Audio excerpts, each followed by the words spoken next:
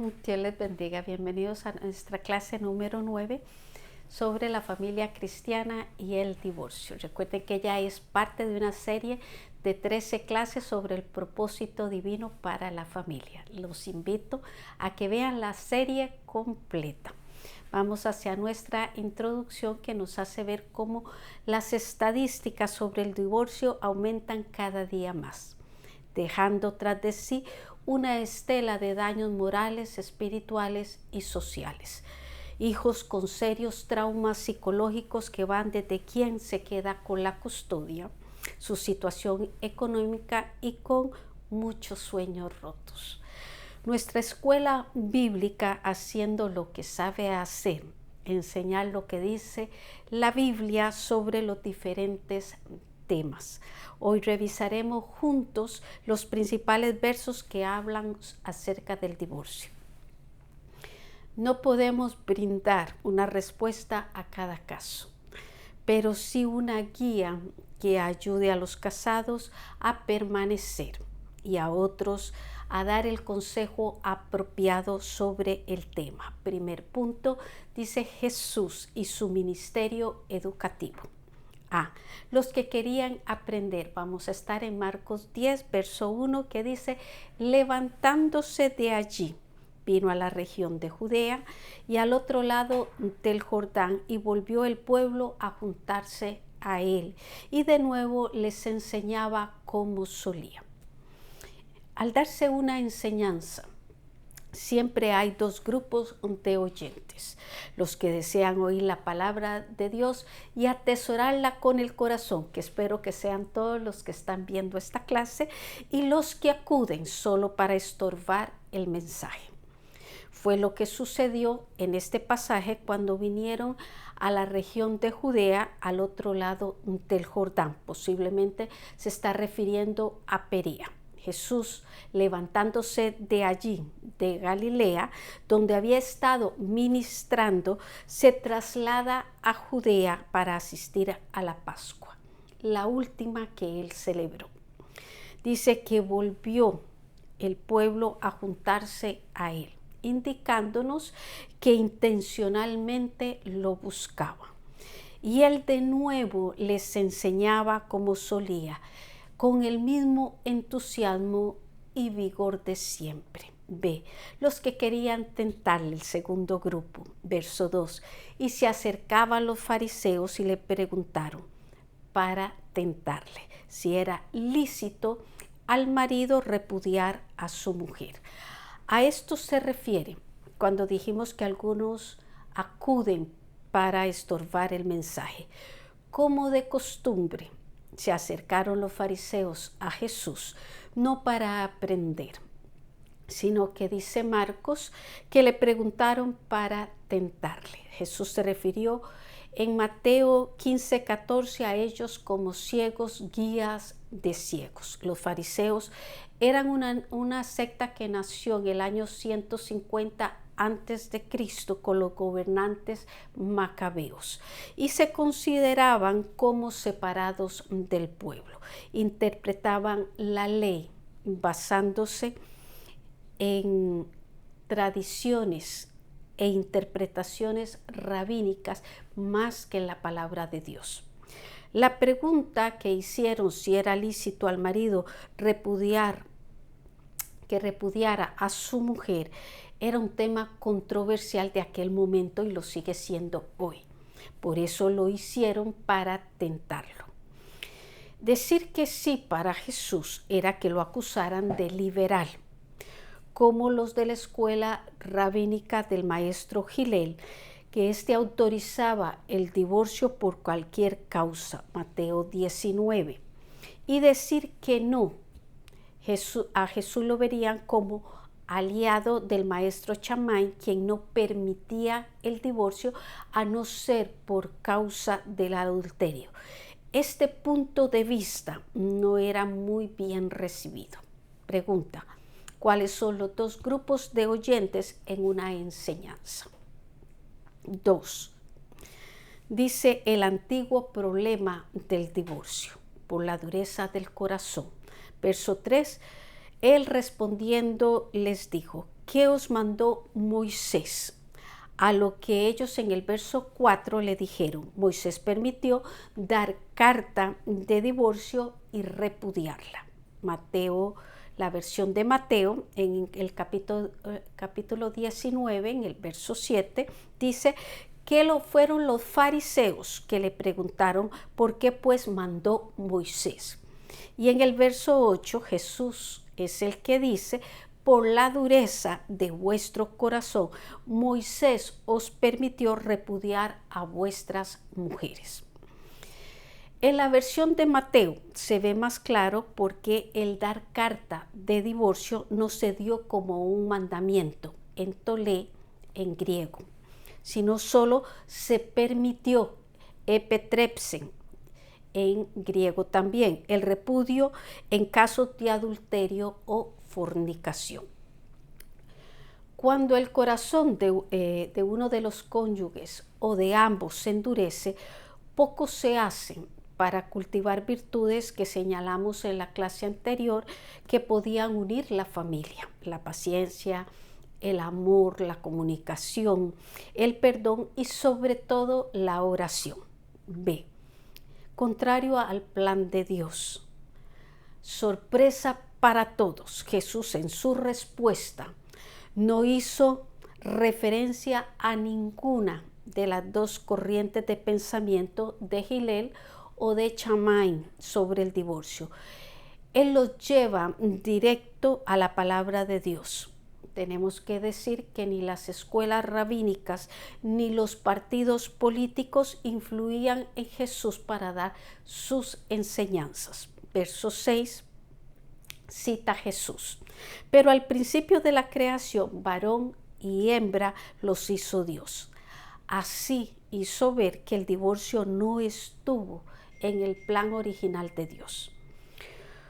Un breve repaso de Génesis 1:27 y 2:18-25 es suficiente para enterarnos que la pareja humana es obra de la mano de Dios. El Señor vio que no era bueno que el hombre estuviera solo y le hizo una ayuda idónea. En el tiempo de Jesús se generalizó tanto el dejar a la esposa por cualquier causa que se hacía por fallar una comida, un trabajo, hasta por su apariencia. Hillel llegó a autorizar a un hombre a dejar su esposa si encontraba otra mejor que ella. Jesús no reconoció tales falsedades y en el Sermón del Monte las combatió en Mateo 5:31-32. En los versos de Marcos 10, 7 y 9 veremos 3 normas dadas por el Señor para evitar el divorcio o la separación. 1. Dice, dejar un hogar para formar el otro. Verso 7. Por esto dejará el hombre a su padre y a su madre y se unirá a su mujer.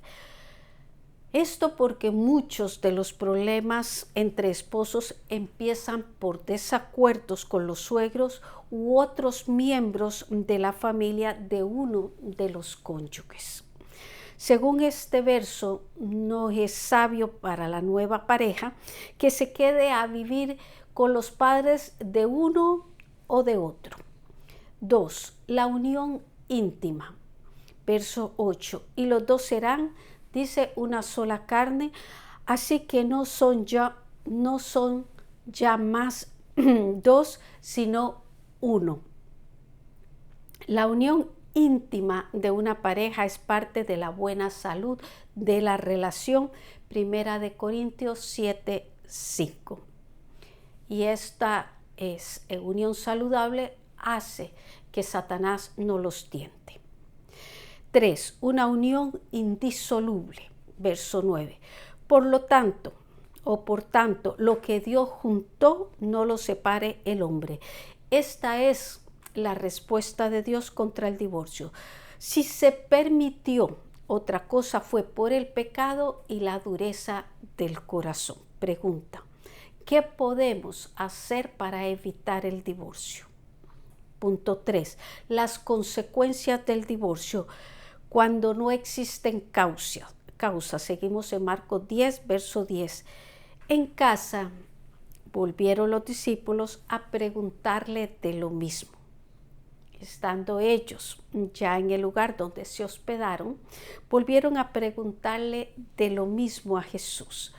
Sus discípulos estaban intrigados por lo que habían oído. Jesús les contesta con el verso 11 y les dijo: cualquiera que repudia a su mujer y se casa con otra comete adulterio contra ella. Verso 12. Y si la mujer repudia a su marido y se casa con otro, comete adulterio. Aunque entre los judíos no era común que la esposa repudiara a su marido, Jesús incluye aquí a la mujer. En este caso se comete adulterio contra ella o contra él, no por divorciarse, sino por el nuevo matrimonio, aunque haya cumplido el procedimiento legal del divorcio. En Mateo 19:9 se añade la excepción a esto, que es divorciarse por la fornicación. Jesús se opuso a que se autorizara el divorcio por cosas simples. Marcos 10:9 dice que lo que Dios juntó no lo separe el hombre. B. En casos de adulterio, Mateo 5:32 nos dice: pero yo digo que el que repudia a su mujer, a no ser por causa de fornicación, hace que ella adultere, y el que se casa con la repudiada comete adulterio. Y Mateo 19:9 dice casi lo mismo. La única razón aceptable para el divorcio, según estos versos, es el adulterio o la fornicación. Este permiso de Dios está basado en hechos circunstanciales arraigados en la pecaminosidad humana. Tengamos presente que aun cuando tengamos las causas para el rompimiento, no evitaremos el desastre de las consecuencias, las cicatrices que no desaparecen, los desajustes y disgustos que pasan los hijos y demás familiares. En el servicio ministerial, en el caso de los que son creyentes, y también en el aspecto social. C. Otras opciones. Primera de Corintios 7, del 10 al 11. Dice Pablo: a los que están unidos en matrimonio mando yo. Mando no yo, sino el Señor, que la mujer no se separe del marido, y si se separa, quédese sin casar o reconcíliese con su marido, y que el marido no abandone a su mujer. En este capítulo 7, el apóstol trata de responder a las consultas que le hicieron sobre el matrimonio. Una, que la vida matrimonial era un estorbo y hasta pecaminoso para el cristiano. 2, muchos, en especial los casados con incrédulos, se separaban con una serie de excusas, a lo que el apóstol les responde con los versos que le leí, 10 y 11. Y dentro del verso 11 se nos da uno de los consejos más sabios: reconcíliese con su marido, reconcíliese con su pareja. Para un corazón herido puede parecer imposible, pero si nos detenemos a verlo bien, es la mejor de todas las opciones en estos casos. Esta es una opción de amor y paz.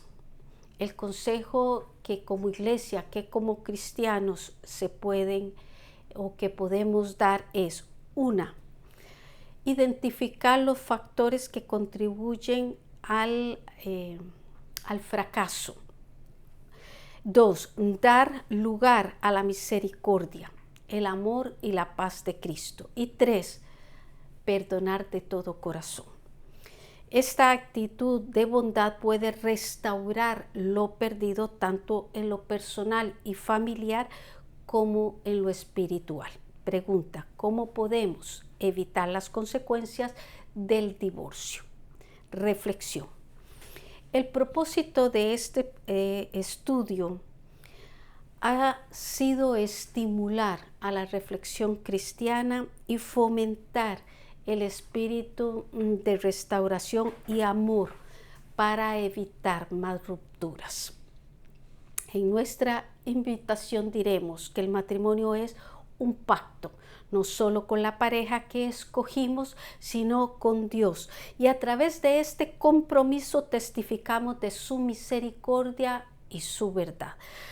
Todas las sendas de Jehová son misericordia y verdad para los que guardan su pacto y sus testimonios, nos dice el Salmo 25:10. Para la próxima semana vamos a estudiar la familia y las finanzas. Dios les guarde.